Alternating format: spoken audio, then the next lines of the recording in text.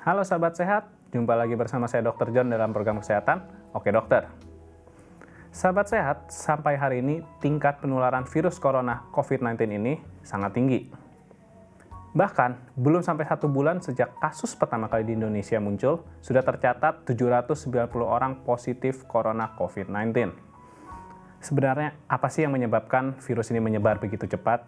Dan apa yang bisa kita lakukan agar terhindar dari penularan virus corona COVID-19? Hari ini kita sudah terhubung dengan narasumber yang merupakan mantan pasien COVID-19 yang dinyatakan positif, yaitu Mbak Ratri Aninjayati. Mbak Ratri, apa kabarnya Mbak? Nampaknya Baik, sudah dokter. sehat banget ya Mbak ya? Ya, Ya, jadi Mbak, kali ini kita akan ngobrol dikit Mbak tentang sharing tentang pengalaman Mbak Ratri sembuh dari COVID-19 ini ya Mbak. Nah, awalnya cerita dikit dong Mbak, sebenarnya kronologi awal kenapa dari awal dinyatakan positif COVID-19 itu bagaimana sih? ya, sebenarnya aku waktu itu baru baru pulang ke Indonesia Ya, dari Austria. mhm, Terus 3 hari kemudian ngerasa badan badan aku lemes banget, lemas, lemes sekali, gitu. Kayak rasanya harus tidur. mhm, Dan waktu itu kebetulan saya pulang ke rumah bersama ya, ibu, sedangkan Sita, adik saya yang pasien satu itu pulang mhm, ke kosannya. Nah, kita nggak tahu waktu itu kalau kita dua-duanya sama-sama sakit, tapi di 2 tempat yang berbeda. oke, karena Nah, 2 rumah berbeda ya? Mhm, iya ya, heeh. Nah, kalau saya waktu itu setelah ngerasa agak sakit dan udah berasa akan ada demam gitu, agak sumeng, itu saya langsung mhm, sama ibu ke dokter. Tapi waktu itu dicek hanya ada sedikit radang tenggorokan, jadi oke, saya diberi obat untuk meredam radang tenggorokannya sama paracetamol supaya mhm, demamnya nggak berlanjut. Tapi itu pun demam saya hari itu tuh hanya sekitar 37,3, 37,4, yang oke. dimana itu sebenarnya belum demam Belum kan ya dokter demam, ya. ya betul. Nah, tapi selama 5 hari ke depan, jadi dari tanggal 16 sampai tanggal 21 itu, Mhm, saya cuma bisa bed rest aja. ya, Saya aktivitas di rumah tuh ya bangun, makan pagi, siang, makan malam, tapi kayak nggak ada energi untuk mhm, keluar dari rumah gitu. Dan saya fokus di bed rest karena saya nggak mau flu-nya berkembang lebih parah. mhm, Nah, tapi tanggal 21 kalau nggak salah saya ke dokter lagi, ke rumah sakit lagi untuk melakukan cek ulang dan ya, dapetin second opinion. Dan saya dites darahnya dan hasilnya sama, memang di situ ada sedikit infeksi virus, tapi dokter oke, bilang karena saya waktu itu sudah demam 3-4 hari, tapi ya itu nggak pernah lebih dari 37,5 derajat. mhm, Dokternya bilang ini pasti 2 hari lagi kamu tidur, 2 hari lagi akan sembuh. Dan oke, waktu itu dokternya benar, jadi tanggal 23 mhm, Februari itu saya sudah beraktivitas seperti biasa. oke. Berarti Itu kalau saya. dari awalnya itu tanggal 16 mulai merasa demam, habis itu badan lemes, habis itu dikatakan radang tenggorokan ya? Dikasih obat penurun Ya, panas, lalu akhirnya tanggal 23 udah merasa enakan ya Mbak Ratri? udah saya udah kayak orang sehat Udah aja, kayak heeh. orang Cuman sehat? ada Mhm, lendir sedikit lendir di tenggorokan? sih, walaupun saya nggak batuk, saya nggak pilek. Oke, berarti Mbak Ratri ini tidak ada batuk, tidak ada pilek, dan akhirnya ada demam saja. Apakah ada sesak napas Mbak Ratri? Nggak. Nggak ada ya. Terus awalnya sampai didiagnosa COVID-19 itu bagaimana? Kan berarti sudah sempat sembuh ya itu saat itu? Iya, saya sudah seminggu Mhm, lebih 2 hari ya, beraktivitas seperti biasa dan sembuh. Tapi jadi dari tanggal 21 itu sebetulnya saya sama Sita, adik saya, mhm, ke dokter sama-sama. Karena ya, kebetulan kalau Sita itu sejak tanggal 17 Februari langsung demamnya tinggi, mhm, 38,5, 38, terus dia langsung ada batuk-batuk, ada oke, menggigil, lumayan parah batuknya, batuk kering itu ya. mhm, Nah, terus dia ke dokter, tapi waktu itu pun analisanya sama saya. Oke nih, dikasih obat, kita rawat di rumah. Tapi kebetulan Sita waktu itu nggak sembuh-sembuh dan batuknya semakin parah setelah tanggal 21 Februari itu. mhm, Lalu kemudian Sita dan ibu ke dokter, rumah sakit pertama, lalu yaitu kalian semua sudah tahu ceritanya ya, Sita dan ya, ibu minta ke dokter di rumah sakit itu untuk mengecek apakah Sita ada COVID-19 atau enggak.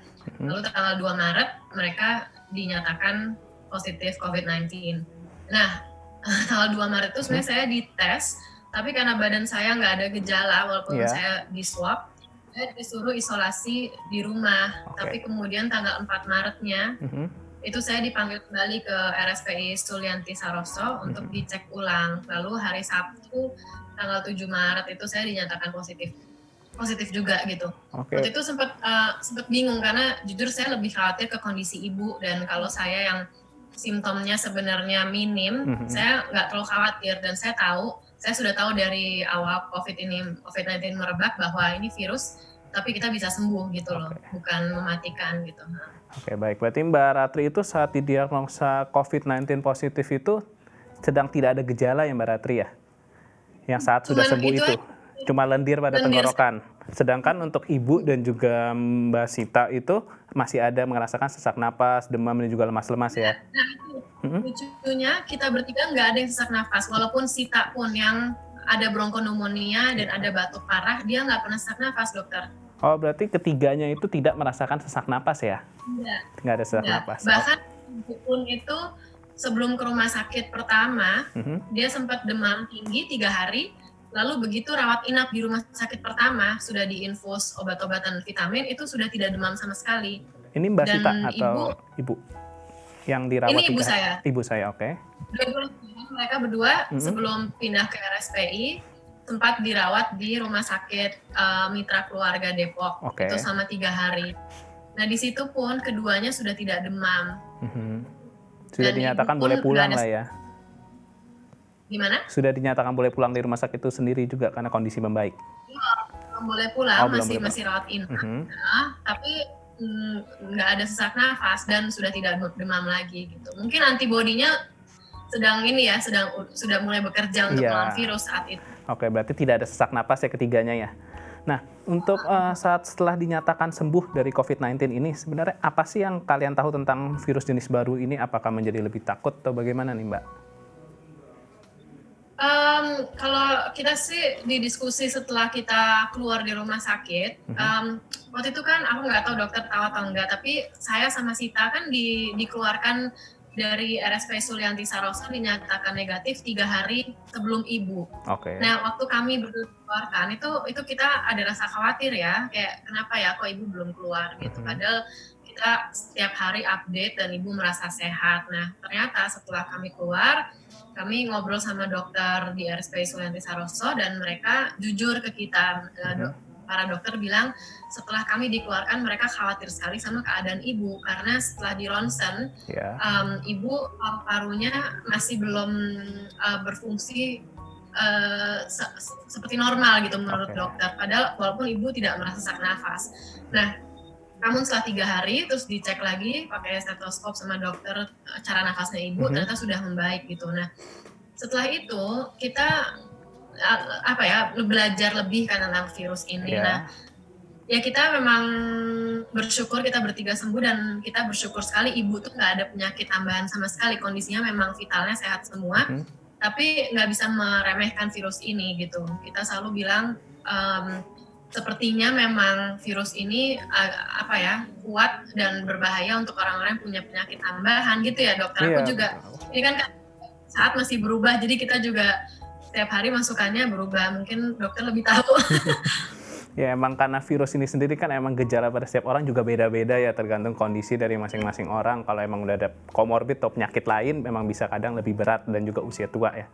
Nah, saat berita positif ini mulai tersebar ini kan Indonesia mulai heboh nih masyarakat Indonesia karena ada yang bahas dari privasi kalian, di tempat kalian tinggal, di mana gimana gitu. Bagaimana sih tanggapan kalian tentang seperti itu? Ya, waktu itu memang stres sekali karena saya kebetulan hari itu sedang ada di Jakarta Selatan, langsung ditelepon Dinas Kesehatan Jakarta, Dinas Kesehatan Depok, dibilangin saya nggak boleh pulang karena sudah diserang wartawan di rumah, terus rumah mau dievakuasi, rumah mau didisinfektasi, karena terus ya beruntungnya waktu itu perumahan Studi Alam Indah ini kekeluargaan sekali, jadi semua dari security sampai Bapak RT, Bu RT, teman-teman dan tetangga-tetangga tuh langsung ngebantu melindungi ya dan membantu proses pendisinfektasian ini rumah kita ini. Nah, tapi yang saya ingat tuh memang waktu itu akibat efek negatif ke ibu dan Sita tuh parah sekali. Jadi mereka mentalnya down, langsung Sita batuknya lebih parah lagi. Terus ya gimana ya, kalau kita percaya kalau mentalnya kalau mentalnya turun kan itu mengefek ke antibody, ke sistem Ke daya tubuhnya tahan tubuh sendiri kita ya. juga. Jadi waktu itu memang benar sekali darah tingginya tensinya ibu dan Sita dan aku waktu pertama dites itu kita naik semua karena kita bertiga semuanya biasanya berdarah rendah gitu ya tensinya. Itu benar-benar ada efeknya ke psikologi kita. Berarti memang tekanan dari masyarakat itu memang mempengaruhi tekanan darah kalian bertiga ya? Iya, Sampai juga betul. mengganggu kehidupan Kita sehari-harinya. Iya, di awal 3, 4 hari, 5 hari pertama itu berat sekali. Karena kita sudah tahu dan kita percaya bahwa kita akan sembuh. Terutama saya dan Sita, karena kita di umur prima dan kita tahu kita nggak ada penyakit tambahan. Ibu waktu itu lebih mengkhawatirkan, tapi beruntungnya setiap kali kita ngecek keadaan ibu, dia baik-baik saja gitu. Tapi tekanan masyarakatnya ya lumayan besar sekali sampai sekarang. Padahal saat berita itu heboh, berarti Mbak Sita, Mbak Ratri, dan Ibu masih kondisinya di rumah sakit ya, dirawat ya? Iya, mereka di rumah sakit duluan, lalu saya 2 hari kemudian. Tapi ya stresnya lumayan tinggi. Ya udah ditambah rumah sakit, dirawat, tambah stres dari tekanan masyarakat juga ya? Iya. Nah itu. Dan awalnya kan ya kita ada rasa takut ya dokter, Ya. aduh apa nih kita positif COVID gitu kan. Tapi kan pelan-pelan kita lebih mengerti tentang COVID, jadi pelan-pelan lebih tenang. Tapi efek sosial dan psikologisnya itu waktu itu parah. Emang efek psikososial dan psikologisnya memang sangat mempengaruhi ya? Betul. Nah, ya. Jika setelah dari dinyatakan positif tuh tanggapan dari kerabat, keluarga, tetangga, dan juga orang-orang yang memang dikenal dekat tuh tanggapannya gimana? Apakah memberikan dukungan positif juga atau bagaimana ini? Ya, kita beruntung sekali karena support sistem keluarga itu sangat kuat. Jadi dari keluarga ibu dan bapak ibu sudah cerai, tapi mereka tetap suportif. Dan dari kakak-kakaknya ibu, ada kakak ibu yang tinggal di Austria kebetulan, dan beliau lah yang dari awal menghimbau dan mendorong Sita untuk mengecek langsung. Karena dia bilang kan, dia kan sangat tahu kondisi di Eropa, jadi dia bilang, Sita, ayo cek aja COVID-19, karena kalau kamu positif, kamu harus segera berjarak dengan ibu gitu. Jadi dari awal sudah seperti itu, dan keluarga Pak D kami juga sepupu, bude-bude itu langsung bergerak cepat melindungi kami, membantu apa aja kebutuhan kami, dan teman-teman juga dari dunia seni, karena kita semua pekerja seni itu sangat suportif. Teman-teman kita yang 10 tahun, 15 tahun dari SMP, dari SD itu langsung kasih kata-kata suportif gitu. Kita beruntung di sisi itu, karena mereka tahu serangan dari netizen itu kayak apa, seperti apa. Jadi memang dukungan dari keluarga atau orang-orang yang memang Mbak Ratri dekat juga memang sangat berpengaruh ya saat memberikan dukungan positif di tengah dukungan masyarakat Indonesia mungkin dampak negatif ya. Nah, bahkan dari perumahan kita juga sangat-sangat membantu. Perumahan pun bahkan sangat membantu ya. Nah, dari saat menerima komentar negatif itu, apa sih yang Mbak Ratri dan keluarga lakukan untuk menanggapinya? Ya, waktu itu aku tahu Sita dan Ibu terpuruk sekali. Jadi saat aku masuk ke ruangan isolasi, itu aku kondisinya gimana ya, aku ngerasa fisikku kuat gitu. Jadi, dan aku ngelihat efek negatifnya, efek beratnya ke Sita terutama. Jadi waktu itu aku memang karena identitasku juga nggak terlalu terekspos, walaupun fotoku ikut keluar, mereka pikir aku Sita gitu, ada yang miss begitu. Tapi waktu itu ya kita bertiga terutama memutuskan oke nih kita harus saling support di sini. Dan aku waktu itu terus pakai Instagram story aku, padahal aku nggak pernah ngepost apa-apa di Instagram tuh, aku newbie gitu, tapi aku mulai ngepost update kita yang positif, terus kata-kata positif mindset gitu. Terus lama-lama ternyata feedback dari pertama teman-teman follower saya tuh positif banget. Terus lama-lama orang-orang yang kayak saya nggak kenal juga ngasih kata-kata positif. Lalu lama-kelamaan Sita membuka kembali Instagram dia yang dia lock tadinya. Ya, terus dari situ kita mulai ya itu sih menyebarkan positive mindset aja, karena kayaknya waktu itu kita pikir nggak ada lagi yang bisa kita lakuin selain ini gitu. Nah, saat menerima komentar negatif nih kan pasti ada masuk juga yang ke sosial media. Nah, itu tanggapan kalian tuh sebenarnya bagaimana sih terhadap orang-orang itu?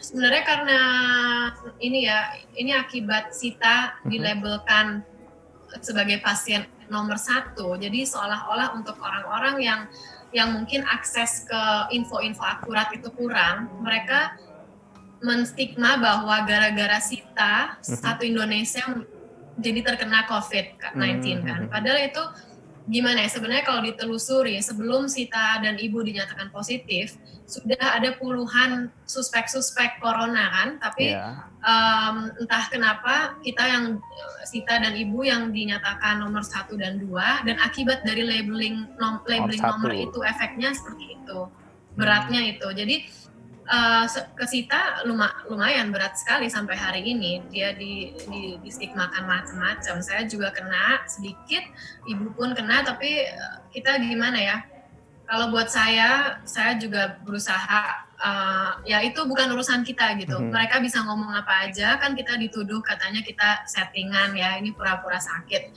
Ya bukan tugas kita untuk membuktikan dan meyakinkan mereka gitu. Mereka bisa ngomong apa aja, nggak apa-apa. Bahkan memang ada yang menuduh settingan ini ya, cukup berat juga. Yeah. Nah, ini untuk cara self healingnya sendiri pada kasus COVID-19 itu bagaimana nih Mbak Ratri? Ya saya harus balik lagi ke keluarga kita yang kita memang agama kita beda-beda di satu keluarga, tapi semuanya percayanya adalah bahwa pikiran kita itu bisa membentuk hidup kita dan gaya hidup kita gitu. Jadi kalau pikiran kita memutuskan untuk berpikir positif, ya kita percayanya itu yang akan terjadi ke kehidupan kita. Jadi waktu, dan terutama Bude dan Pak De saya yang sangat berperan di situ. Tapi gimana ya, seperti ini, kan kita langsung belajar bahwa oke, ini virus, dia ada proses inkubasi dan tubuh kita di saat itu, saat demam, saat merasa tidak enak itu sudah tubuhnya sedang memerangi virus yang di dalam tubuh dan sedang membentuk antibodi. Nah itu hanya butuh waktu. Jadi waktu itu yang kita pikir, kalau Sita, Ibu dan aku berpikiran sedih dan sakit dan nangis, itu kita berarti nggak membantu tubuh kita untuk membentuk antibodi itu. Dan jadi pikiran kita oke, kita semua harus pikiran positif, kita harus fokus sembuh, lalu dan mensupport sistem tubuh kita untuk membentuk antibodi itu, gitu sih. Oke, baik, berarti memang support diri sendiri itu untuk mempengaruhi untuk penyembuhan penyakit sendiri itu juga ya Bu ya? Iya, karena kan kalau pikiran kita dan hati kita merasa tenang dan bahagia kan juga membuat tubuh kita lebih rileks, lebih pasrah, betul, dan mengurang untuk antibodi. Cemasnya sendiri sehingga berkurang ya, Mbak Ratri. Ya. Nah, untuk pesan, ada nggak nih pesan buat masyarakat di luar sana mungkin yang masih menganggap enteng COVID-19 ini, ada pesan dari Mbak Ratri? Ya, sebenarnya itu yang kita selalu bilang, kita bertiga tuh beruntung bisa sembuh dan semoga bisa menjadi harapan supaya yang lainnya pun bisa sembuh, yang akan dinyatakan positif dan yang agak merasa sakit gitu ya. Tapi kalau dari kami sih kayak memang bisa sembuh dari virus ini, tapi nggak bisa dibuat enteng karena yang terbukti bahaya adalah penyebarannya yang tiba-tiba seperti wabah gini, nggak bisa diberhentikan. Jadi kita semua punya tanggung jawab terhadap diri sendiri dan lingkungan untuk menjaga dan memutuskan tali penyebaran itu. Dan kalau merasa agak sedikit nggak enak badan, langsung isolasi diri di rumah dan jaga betul orang-orang lansia yang ada di sekitar kita gitu, karena mereka mungkin yang paling rentan kalau terkena virus ini. Oke, terima kasih ya Mbak Ratri untuk pesan-pesannya, mungkin ini sangat berguna banget buat kita semua mendengar sharing langsung dari Mbak Ratri. Nah, untuk sahabat sehat di rumah, tentunya perbincangan kita saat ini sudah selesai dengan mantan pasien positif COVID-19. Tentunya akan menjadi pelajaran bagi kita semua, semoga semua tetap mengambil tindakan yang positif dan juga tetap di rumah saja. Jaga kesehatan, patuhi peraturan pemerintah untuk tetap di rumah, dan jika tidak ada kepentingan penting, hindari bepergian keluar rumah. Ayo sama-sama kita putus rantai penyebaran virus corona COVID-19 ini. Jangan lupa juga subscribe MOP Channel, like video ini, share video ini ke semua teman kalian, dan juga tulis kepada kolom komentar jika kalian ada pertanyaan atau topik yang kita bahas pada episode-episode selanjutnya. Saya Dr. John, pamit dahulu ya.